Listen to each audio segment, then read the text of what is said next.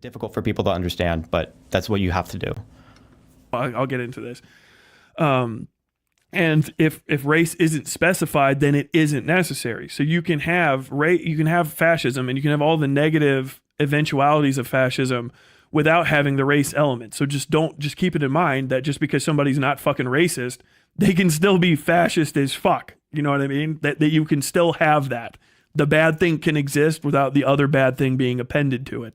Theoretically, but like, can you imagine a situation where you end up creating a group identity around the shared identity of being a part of birth out of this nation, being a part of literally like a manifestation of the nation with its own social Darwinist like lens, and then not being racist? I mean, like, theoretically, it's not like, yeah, I guess you don't have to be racist. You know, actually, oh my God, Dugin makes this argument, actually. Alexander Dugin makes this argument, actually. It is racist. But he does make this argument where he says it's not about being racist. For the record, he doesn't call himself a fascist. He is a fascist.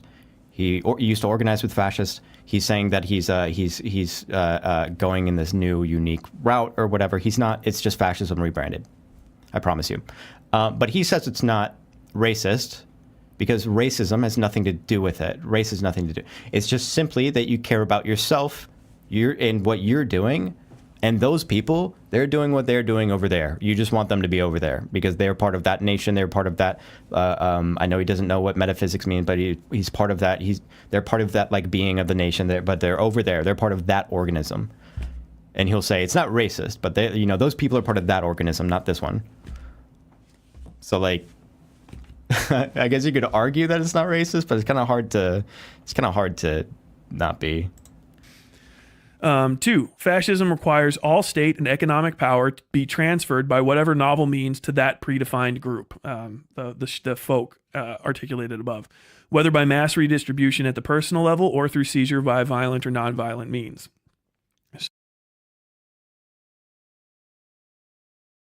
So anything from, hey, we're going to start passing laws that only certain types of people can own certain types of property, only certain types of people can run for certain types of office, to just outright, ghettoizing and mass slaughtering the non-people of the society, whoever's not represented by the folk, which we'll get into additionally as well.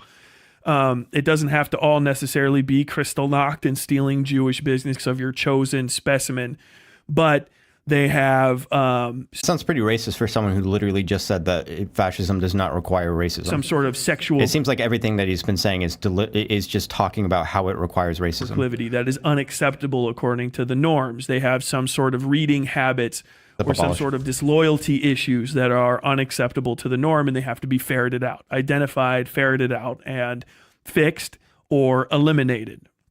And usually along with this, somebody that ascribes to almost the perfect antithesis will be in this case, like a Jew, right? Whatever the fuck. If you're like in Nazi Germany, the Untermensch. Really quickly, okay? I see right through him. And it's embarrassing. And it hurts my soul to watch someone embarrass themselves like this. Okay, Tyler was criticized on the internet. Tyler doesn't know a whole lot about anything that he's talking about here.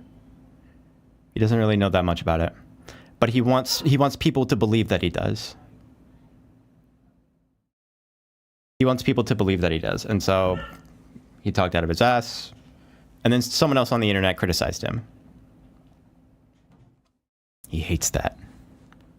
His chat, all these people in his chat, these people are supposed to be... They're supposed to see him as an authority. They're supposed to see him as a smart guy, an interesting guy, a fun, interesting, smart guy who knows a lot. That's why you watch him, because he knows so much. Wow.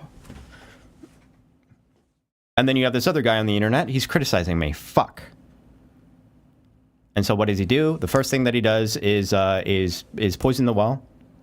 He lied about watching any of the video when he first brought it up 2 weeks ago. Made up a random point that he could disagree with because he didn't want to watch the video. He said that he skipped around, listened to 20 seconds, and then he read all of the comments and didn't have the heart to listen to it. And then not only that, another 2 weeks goes by, and he writes a statement. He writes down the definition because he knows that the criticism is that he doesn't have one. And so he ends up trying to do homework so that he doesn't look stupid. But everyone can see, bro, you thought about this video for a fucking month. You avoided talking about it. And then when you finally get to talk about it, you try and write down your statement, which doesn't even make any fucking sense. You couldn't actually do any homework. And then you poison the well again before watching the video. And then you listen to 3 minutes of it and start talking for another 30. Because you don't want to hear what I have to say.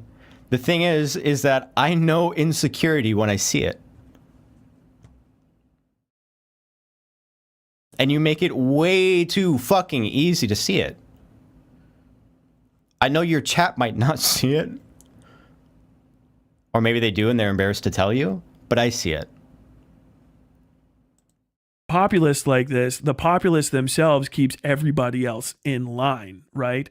Including the people at the top who can often get trapped by the idealized notion of what should be there, which is why when you see fascist nations experience